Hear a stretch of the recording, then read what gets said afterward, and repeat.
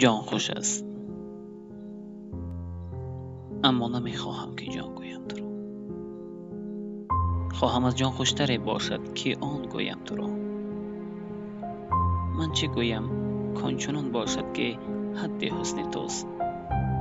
هم تا خود فرما که چونی تا چنان گویم تو را.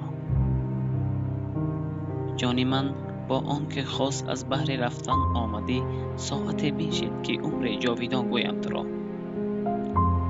تا رقیبان را نبینم خوشدل از غمهای خویش، از تو بینم جبر و با خود مهربان گویم تو را. بس که میخواهم که باشم با تو در گفت و شنید، یک سخن گر بشنوم 100 داستان گویم تو را.